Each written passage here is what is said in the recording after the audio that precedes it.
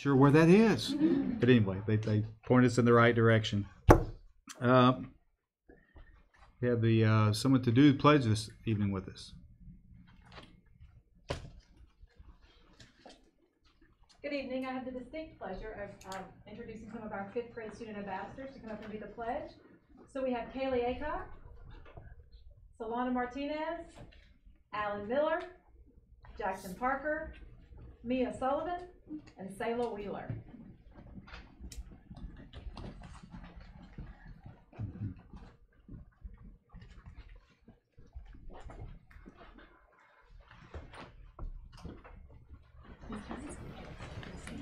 Please stand. I pledge allegiance to the flag of the United States of America and to the republic for which it stands, one nation, under God, indivisible, with liberty and justice for all.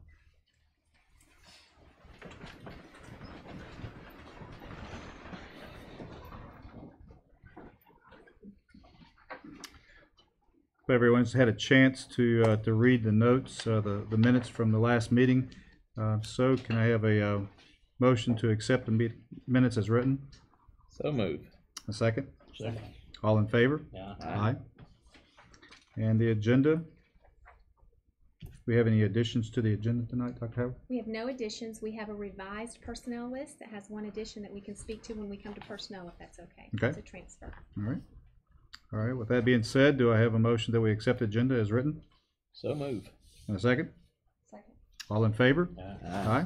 All right, Dr. Howard. Very good. Thank you, Mr. Bryant, and thanks to each of you for being here. This is always a fun kickoff to the beginning of the year, and I want to thank Ms. Brookshire and Ms. Pennington and those 5th grade ambassadors back there for hosting us. You did a fantastic job welcoming us, and we're going to start this evening by celebrating the highlights of remarkable experiences that take place at South Jackson. So, Ms. Brookshire, if you could introduce our featured remarkable experiences, that'd be great. We have the honor of having many remarkable experiences at South Jackson every day. However, tonight we chose 2 that we would like to highlight. We have Lisa Wilbanks, our media resource specialist, and Heather Allison, one of our kindergarten teachers. And I could tell you much more about them, but at this time I'm going to turn it over to them and let them share with you how they provide rigor, student engagement, personalized learning for their students every day. And they do work hard to make sure that every day is a great day for the students that they serve at South Jackson. And board, they are going to So we can sit share right something. there? That would be great if you don't mind. Thank you.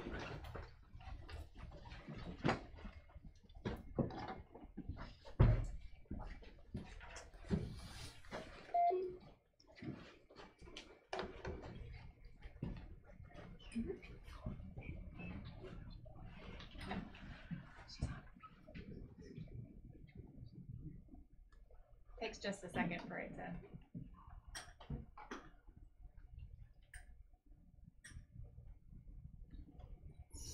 All right. Good evening. I'm Lisa Wilbanks. I am the media specialist here at South Jackson, and I wanted to start by telling you some of the ways that we create remarkable experiences here in the Media Center. So when I first took this job about 4 years ago, I came to a space that was not quite ready for my big hopes and dreams of having a media center that not only promoted reading and research as traditional media centers have in the past, but also a place where kids could create and do practice critical thinking skills and collaboration, and just I wanted a more flexible space where they could easily move around. So we had a lot more bookshelves than we currently have. We had these big heavy tables in the center of the room, and then a stationary computer lab. So for my goals, it was rather stifling, and I wanted a place that, like I said, was just inviting to kids, easy to move around, and just cater to those flexible learning experiences. So I started by rearranging our 13,000 books into different sections so that it was easier for kids to find the books that they were looking for, and then also to reduce the number of shelves that we had to have in the media center. So that was a pretty big undertaking to start. And we took out the stationary computer lab. It was where you are currently sitting. So we have laptop computers and iPads, and it's just a lot easier for kids to access technology that they can take anywhere in the room. So we added lots of color, lots of comfort, just really cool things for kids to look at and engage with in this space. And there's just more pictures. You're in it, so you can easily see all the things that we've done. So once I got there, I had to figure out what I was going to do with this space. So like I said, I didn't want to lose sight of the reading and research because that's obviously still extremely important, but I wanted a lot more. So I did some research online and read about maker spaces. And a makerspace is pretty much just a place where kids can come and create and collaborate and work on critical thinking skills, all while designing their own inventions and creations. So we started small and cheap: cardboard, tape, paint, glue, that sort of thing. Here, some fourth graders are creating a pinball game that had at least 3 simple machines for their simple machines unit. We have kids that use the iPads and create stop motion videos to show different events in history. We do paper circuits for teaching electricity. Here we taught a whole class of 2nd graders how to sew with an actual needle and thread. And so they created clothes to go on a spoon doll. And this was actually with Miss Allison when she taught 2nd grade, to go on a spoon doll that represented one of the figures in history that they were studying. So then we paired that with a QR code that led to a video that our kids made on our green screen, where they acted as the character and gave information about that historical character. So some of our designs get pretty elaborate pretty fast. This is our after school makers club, and the kids are designing this huge obstacle course for one of our Sphero robots, which is just like a little ball that rolls around the floor that the kids program. We do design challenges in here where kids come in as a class and they get a problem that I give them, like design a car with these sets of materials that I give you, and they have to think critically about how they're going to do that. And it's really cool because all the designs look different. And the kids this whole time are learning that it's okay to fail, and what happens when you fail, you learn to be better.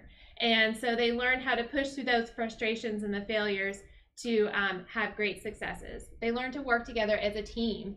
And so we're just constantly working on those skills when the kids come in while they're doing these fun and engaging activities. Sometimes it gets pretty frustrating for the kids, but they learn what to do when they do get frustrated, and they learn how to handle that, and perhaps even what their breaking point is and how to take a step back and maybe take a step out and get a drink of water and come back and get right back to their problem. So, and then they learn that it's pretty fun when they're successful with what they're able to do. So we also see that kids who may struggle academically do really well doing maker activities. So a kid who has trouble on a lot of the academic tests we give may come in and have the perfect idea for a wheel and axle for the little paper car they're building that goes down a ramp. And so those kids really excel. Then we were able to add more to our makerspace. So we added more technology, more robots over time. Here the kids are coding. We code just about every single day here in the Media Center, K through 5. And the kids here are using a free program called Scratch, and they're building animations all about the Habitats unit they just learned in, I think this was 5th graders doing this. So rather than just answering questions on a worksheet about habitats, they're actually using programming to, like I said, create that animation. We have Lego robotics kits that kids use frequently. Here are students building a chariot for a Sphero robot that they can drive around the floor, and they can do things like create shapes that they're learning about in geometry. Here the students are planning out a scale model of the solar system that they're going to have a robot travel down on the floor. This is a picture from something I did with Miss Allison's class where the kids came in, and this is kindergarten. They program these robots to retell a story. And so we make videos doing that as well. They use kits like Makey Makey, which is just a kit that kids hook up with alligator wires to the computer in the Makey Makey kit. And here they're making a review game to go with a unit they had learned.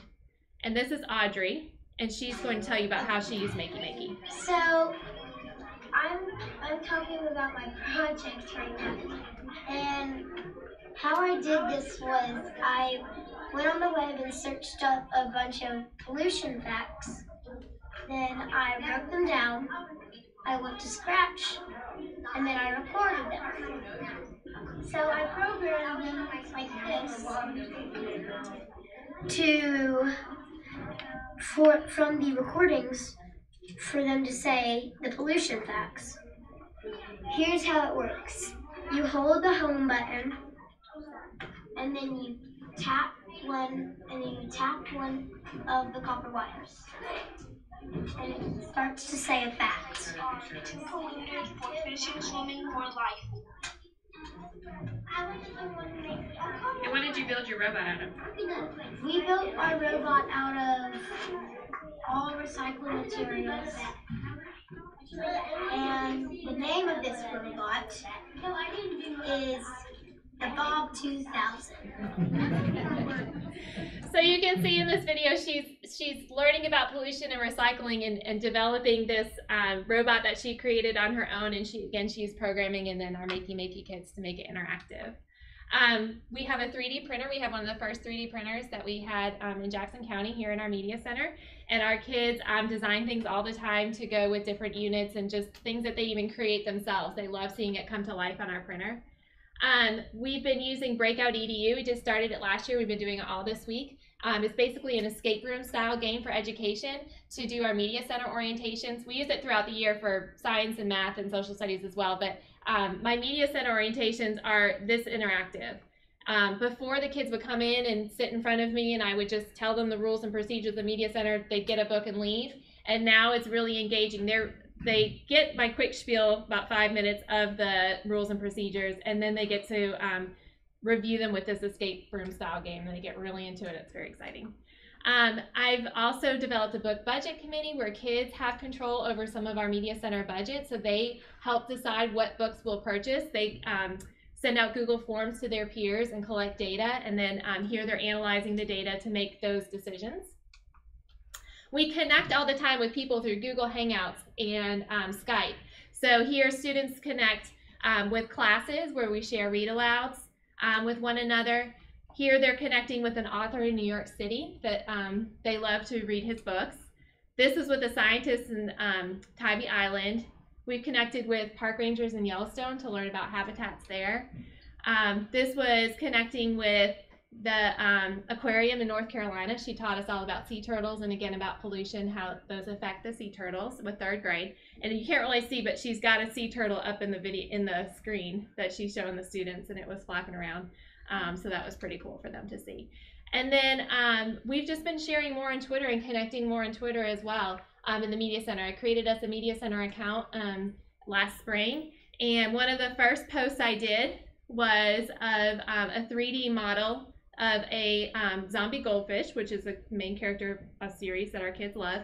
And they designed and printed in our 3D printer, and we tagged the author in the tweet, which was really cool. And within 24 hours, she tweeted back and told our kids that they were amazing 21st century artists. And she tagged her publisher and her illustrator, and they all commented as well. So it was really great for our kids to see just that kind of connection. She lives in London, so it was very cool. So at this point, I'm going to turn over to Heather Allison, who's a kindergarten teacher and is going to share how she creates remarkable experiences in her classroom. Okay, I hope I can be as fast and quick as Lisa just went over hers, but I am Heather Allison, kindergarten teacher here at South Jackson. And when I was in elementary school, I never really had a remarkable experience. I had good experiences, I had, okay, fine. I never had a bad experience, but I never had a day where I was just like, wow, this is the greatest day of my life. I can't wait to come back to school. So when I became a teacher, I said, I'm going to create those experiences for my students. And I'm going to start with my classroom. So when I came to Kingsbridge, we're now South Jackson, but before it was just like a blank slate, plain walls. My room was actually a computer lab, and that was not going to work for me. So I called my dad, and I was like, Dad, I need a reading tree. And he was like, what? And I said, I need this in my classroom. And you always think about what things are going to look like, but then when they're actually finished, they're just so much better. And so we created that together. And then I was like, well, I need something else. I need like a mural in my classroom to kind of tie it all together. So I called my brother and I said, I think you owe me some favors. I've been babysitting for you. He has twins. And so I was like, I need a mural. So he came and created a unique space for our classroom. And so when the kids come in, that's the first thing that they see. They see this giant reading tree, and their eyes are so big, and they're just so excited. They can't wait to get a book and to crawl into the tree. So they have a cave they can crawl inside, or they can go to the top of the tree and read a book under the fruit vines, and just take that time to look at pictures and to develop that love for reading. But I couldn't stop there. I was like, I need something else. I have a tree in my classroom that's really exciting. I need something else. I call my dad. Dad, I really need a rocket ship in my classroom. And so we came up with Imagination Space Exploration. And it's like a little nook that kids can crawl inside, read some books about science, and ask those questions about our solar system or about the sun, the moon, the stars. They can watch video clips of different science standards that we're covering for that unit. They actually will be watching a video of our eclipse that will be taking place next week, and just getting familiar with what's going to happen. And so there's a TV in there, and it plays, and they come out and they can answer questions. And so the next slide is just a little clip of what they may see if they go into the reading rocket. Ignition, 4, 3, 2, 1. 0 and liftoff of Spatial Atlantis as Columbus sets sail on a voyage of science to the space station.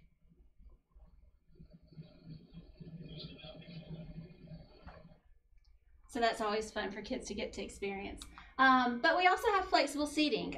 Yes, we have a reading tree. Yes, we have a rocket, but we also have space, different space for our kids to have a quiet time around, the fire pit to read a book in their rockers, or to sit on stools at our reading table.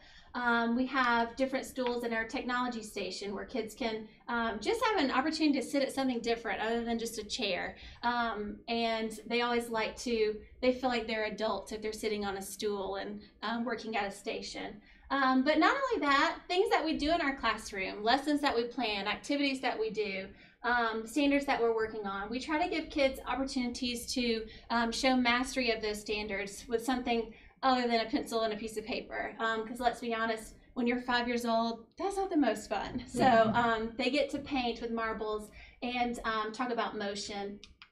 This is Ada.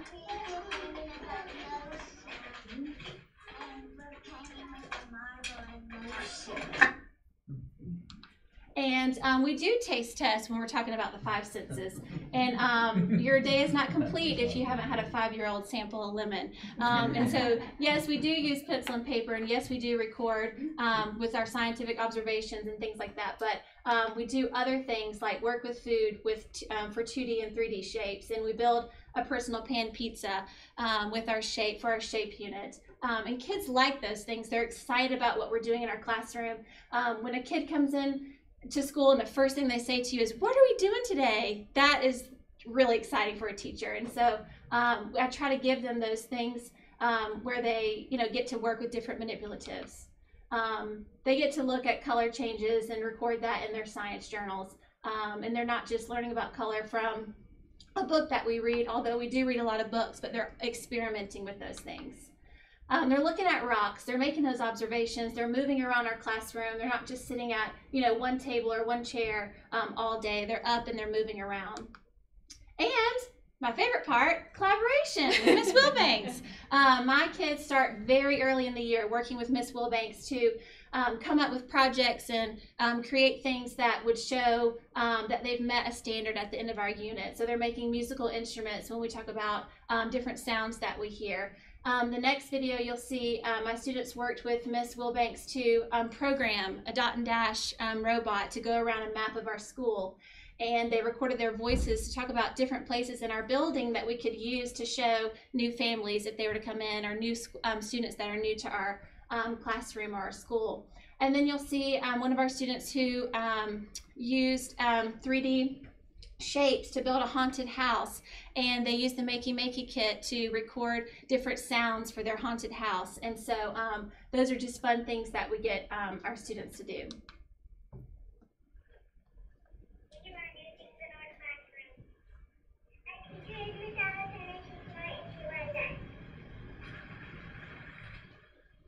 You can check out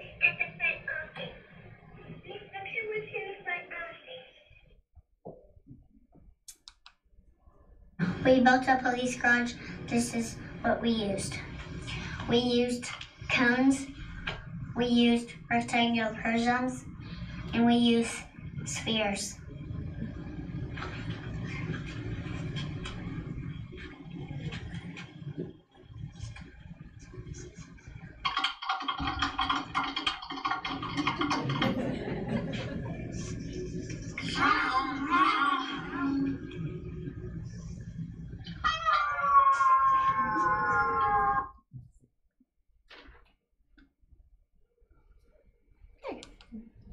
And what first day of school would not be complete without a snow cone machine?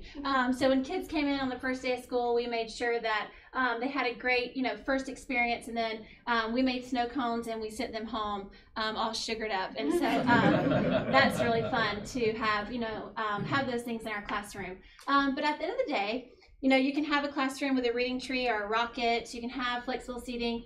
But ultimately, teachers are, what really make those remarkable experiences. Creating fun opportunities for your students, getting them excited about learning, and just, waking up, can't wait to come to school, don't want to leave in the afternoon. That's what's really exciting about teaching here and teaching in kindergarten. So sorry, my throat's really dry. And I'll leave you with our last video. This is how we start our day every morning in our classroom. And my kids will not let me forget if we do not do our morning song. Walk into class and I know my teacher gets me. Thinking hat on and I know I'm learning quickly. Hey, hey, hey, hey. Okay, let's get ready to learn. It's gonna be a good day. It's gonna be a good day. It's gonna be a good day. Now slide, drop, learning's all we got. Hey, we're eagles. Hey, we're eagles. Everyone on your feet. Everyone on your feet. Everyone on your feet. Everyone on your feet. Now do your dance, do your dance, do your dance. Hey, you smart. Do your teacher's pet. Thank you guys so much.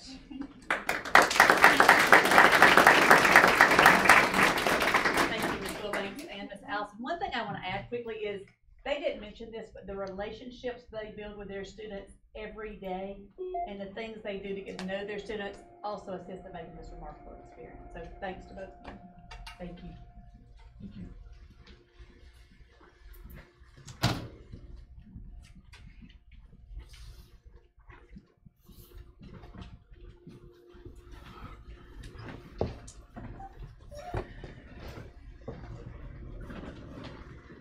Makes you want to go back to kindergarten again. Got a lot of fun there. I was about to say the same thing. Miss Brookshire, Miss Pennington, and certainly our two outstanding presenters of remarkable experiences. Thank you so much. It is clear. It is fun to visit all of our schools, and each one of them have their own culture and character, but when you arrive at South Jackson, there's going to be this feeling of just embracing kids and fun, and they really do make it a remarkable learning experience. So thank you, ladies. We appreciate you very much. Outstanding. All right. I want to make just a couple of comments and thank our community for embracing and trusting us as we started an outstanding 2017-18 school year. I will say that as we've all recognized, we made significant number of changes as we progressed through last year, and so this year has started off with probably some of the most monumental changes we've made all at one time, and some of those have had some growing pains, but most of them have been an outstanding change. So here we are at South Jackson. I want to thank the South Jackson family and the community here, as well as East Jackson Elementary School, who shared with us on Thursday evening for embracing our rezoning. They were the recipients of some outstanding students from Benton, and those children from all accounts have been really embraced and had a great experience. So thank you to both families at South Jackson and East Jackson Elementary School. And as a midst of our rezoning, we've had transportation, interesting challenges with transportation, but I think I want this board to know that and our community, that our transportation department has worked feverishly to work through some of the challenges that we've had. We have a new transportation delivery model, and I think at the end of the day, it's going to be much better for our students. We have about 600 new enrollees. Now that's not a net gain. We've got a net gain a little over 400, but 600 students new to our community, which means that that's a significant change in the way we run our routes, and our ridership has increased as well. So we thank you for your support in that. The board heard from our transportation department during our work session and has been gracious and supportive of the need for some additional drivers and to potentially accelerate the purchase of the buses that have already been approved, because we do want to make sure that our students have a good experience there as well. So the most important thing I want us to highlight, though, is the opening of the school is to reflect back on what these two ladies just presented to us. And Mr. Nicholson and the Teaching and Learning Department really charged our entire school system with saying, you know what, every experience for children needs to be a remarkable learning experience, and our schools have really embraced that challenge. And so each month at our board meeting, instead of it just being a focus on the whole school, it will be highlighting a teacher or two who have embraced the concept and provided our kids with a remarkable experience. So that's what I think I'm most excited about this school year, and you can see the energy and the passion that came from those two outstanding educators, and I'm very grateful for the folks that we'll meet throughout the year who try to really provide a great experience for our kids. So thank you for your patience as we continue to get better, but we're also doing some great things that we need to focus on and highlight. So I'd like to ask Mr. Schultz if you could come forward. I think you've got some visitors, and we have a couple of other amazing accolades to celebrate this evening.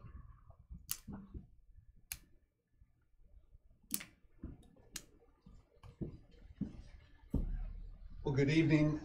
I have the distinct pleasure to introduce some young men and young ladies and people in our community that are going above and beyond. And one of the things, when we're talking about success, this is some programs that I'm very excited to be working with in the CTA department. 16 years ago, I started in the ag program myself, and I was told when I came here that it was the best ag program in the state of Georgia. And I really think today that tradition has continued all the way since then, and it was way before me, before even then. But I'm going to ask West Jackson Middle School, and there's some FFA members that have come along with. As they're coming up, first of all, I think the young lady who is in charge of West Jackson Middle School, we are super excited to have her in our team. Miss April Davis. She has been there. This is her 5th year. Just finished up. Just finished up.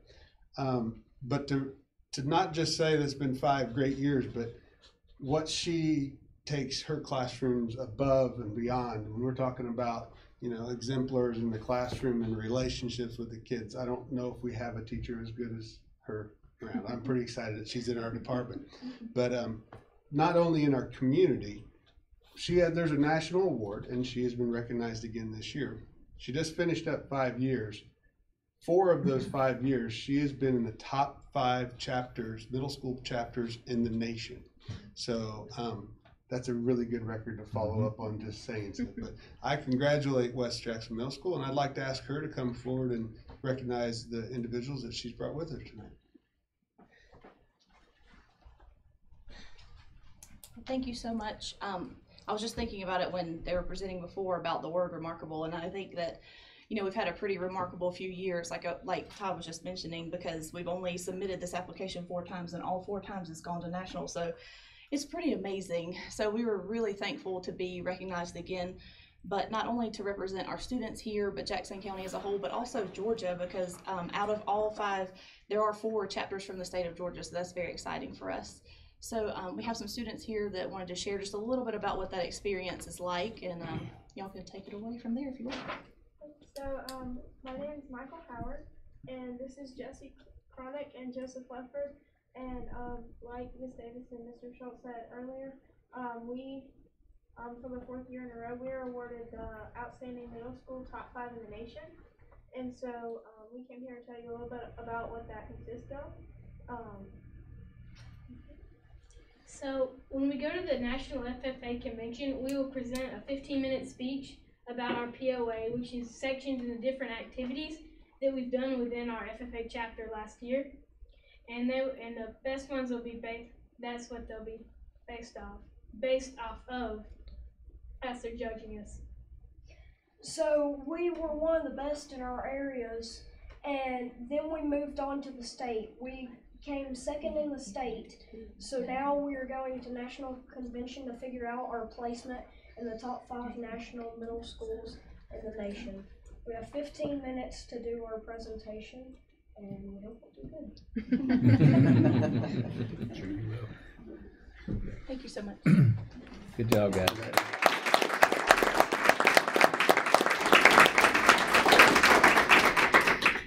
The national competition is in October, so hopefully we'll hear more great things coming from them. The next individual would like to come forward.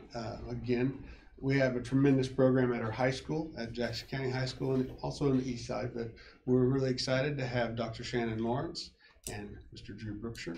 If you come forward. These individuals, again, we watch them grow in their programs, and it's neat when you start to see them come up through the chains. And Drew is now a senior this year, but I'll let Dr. Lawrence, if you want to tell them a little bit about what.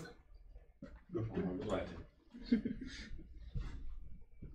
Good evening. We do appreciate the opportunity to come speak and see each of y'all, and it's good to see everybody in the audience. This is Mr. Drew Brookshire. Y'all may recognize the last name. He is Miss Risa and Mr. Andy Brookshire's son. He's the oldest. And I knew when I came to Jackson County 3 years ago that when I first met him, I knew he would be an outstanding young man. And I'm thankful to get a chance to work with him. So he will be going to National Convention this October as a national finalist.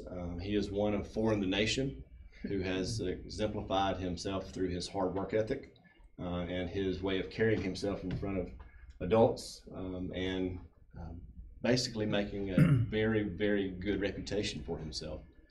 He works for Jackson EMC. He is one of the first people at Work-Based Learning to actually secure a position with EMC, and he works in the warehouse in their customer services department. He actually gets to go out on their underground crew to help install service, and he wants to work at EMC one day. We have a 3-circle model. It's based on FFA, classroom, and SAE projects. SAE projects are their supervised agriculture experience program. And I tend to look at it as, rigor, relevance, and relationships. And he exemplifies all 3 characteristics. Students who have an outstanding classroom experience, FFA experience, and SAE experience oftentimes perform better on tests, do better on college entrance exams, end up having better jobs as they head out into the future workforce. But to make a long story short, Mr. Brookshire here, he is participating in the Ag Services Placement Proficiency Area. There are 42. Georgia this year, we had 20 national finalists in the 42 respective areas, which is really, really good. And Drew, I say he's always 1 in a million, but for sure he is 1 in 643,000. Pretty good. And so we're excited to see how he does. He'll go and compete this October, as I said, but he will do a 2-minute opening statement during this competition, and then he will be interviewed by a panel of experts in ag services. You'll have people from, say, crop production services, southern states. You'll have people from John Deere, and they will rake him over the coals to see if he is a genuine article. I assure y'all, he is the genuine article. I'm bound for it. And he got his start at Elrod Farms doing custom cattle service work. Then he moved into their fencing division, and then into their baleage division. And then this opportunity at EMC opened up, and we sure are glad that he is there. Drew, would you like to say anything? I'd just like to thank you for all your help along the way. That's my job, and I'm glad to have a chance to help. But thank you all again for the support from the board and from the community. We really could not do what we do in FFA without the support of the community. It is 100% community-based what we do, and we are very, very grateful. And we look forward to hearing good things in October. Yeah. Thank you again for the opportunity.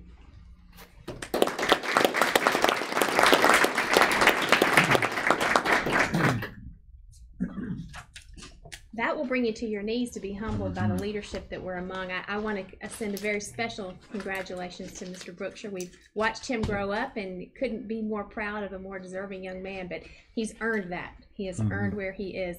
And Dr. Lawrence, 3 years ago, yes, but about 15 years ago maybe. And so thank you for the contributions you've made to Jackson County students for many, many, many years.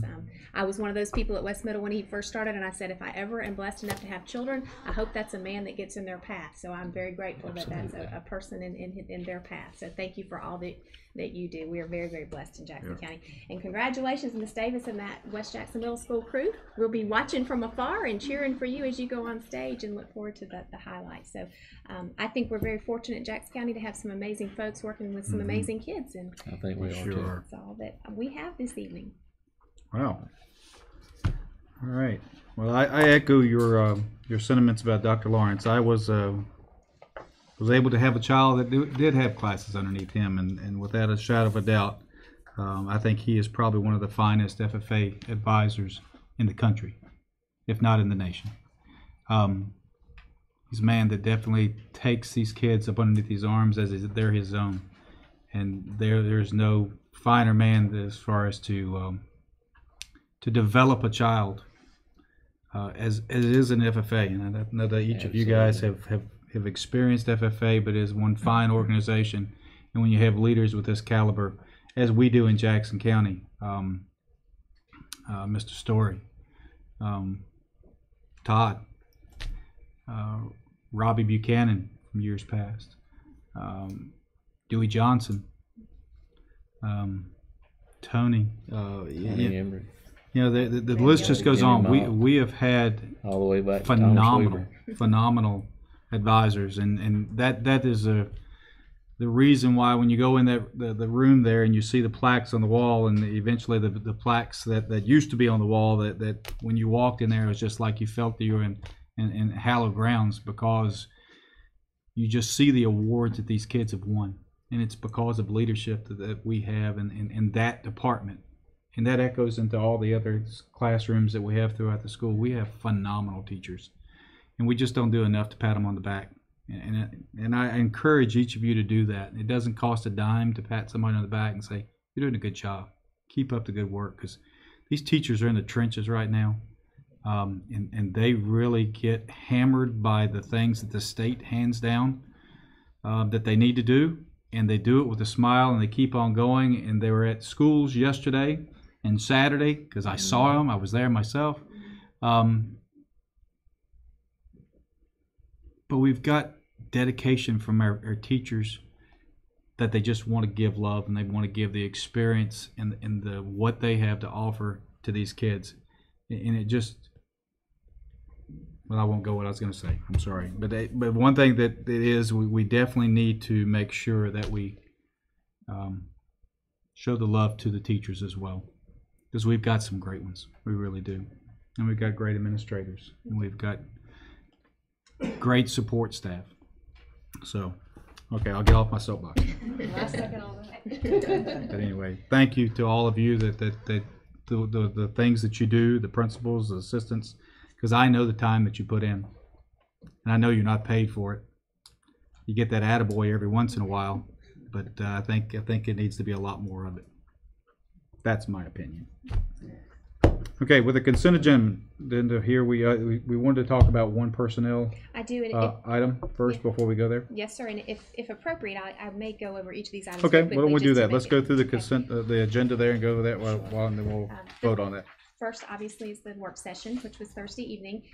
And Ms. Wheeler and I had a conversation. We want to make sure everyone understands this. We purchased property, Mr. Bryant, you were there, about 3 acres adjacent to the 332 property, which will allow us to eliminate the need for an easement when we build the high school on Highway 332. We had $105,000 in proceeds from the sale of the home on Highway 11, which was favorably known as the Venable House. So we took those proceeds along with additional $95,000 and paid for the property that the Tims were kind enough to sell us. We'd like to take the $95,000 that we used in general to purchase that and reimburse it through SJES. So that's what that action item would be. You were gracious in supporting the College and Career Center, the Empower College and Career Center. We'll be sending that application in at the end of this month. It's due on September the 8th, so we're striving to get that complete. So thank you for the resolution for the support of that. Just to mention for our public, we've had over 125 letters of support from our local business and industry who are in full support of that. So their partnership in this work is very important. We've in the process of continuing to revise our job descriptions to align with the organizational chart. And then of course we did do a revision that you all saw to the org chart to transfer assistant superintendent for operations and finance to just an operations position, and to redesign this so that we have a chief financial officer. So that's that action item. And then of course we've continued with the intergovernmental agreement for with our sheriff's department for SROs. Miss Dodge is going to be recommended, which is the personnel item that I'd like to bring to your attention, which is a transfer from finance director to chief financial officer, and we're very excited and very grateful for her efforts as she stepped in. And as a part of that, we're recommending the government investment pool resolution so that we can take Mr. Hitzke's name off, add Aaron Ramsey's, and that will give us some option there. Of course, Miss Dodge's name was already there. And we discussed last week the new accounting software, which is a necessity, and we'd like your approval to purchase that. And the rest of it, I think, are items that you're familiar with, but there's a surplus list in here as well as substitute teachers. And the change on the personnel is thanking you for transferring Ms. Dodge from Director of Finance to Chief Financial Officer. Okay. Any other changes, Dr. Blankenship? No, there were some changes with the bus driver recommendations. There are 2 bus drivers that we're bringing back, but we're going to start them on a temporary, so they will be working for us, but it will be hourly, and we'll put them on a probationary period. So we plan to bring them forward next month if all works out well. So that's all the changes. So will that be enough bus drivers? Are we still looking for a few more? We're still looking for a few more. Yeah. Mr. Farmer and I talked about potentially putting that bus back out on Highway 11 with a sign that says we're taking, that worked well 2 summers ago. Yeah. So we might need to do that again. I think every county does that. I've seen that just about all over the place. Yeah. So where are we as far as positions? Are we full with the number of teacher positions and parapro positions that you need, or are we still open? We still have a couple that are in the final stages of being filled. We do have some special education positions that, due to increased need in special education services, we have posted an additional adaptive special education position and 1 half-time general education, special ed general ed curriculum position. Yeah. Okay. That being said, are there any questions to the items on the agenda tonight from items 1 through 12? That being said, do I have a motion that we accept as written? So moved. Second? Second. All in favor? Aye. So moved. We have a motion that we adjourn. Second? Second. All in favor? All right. Go home.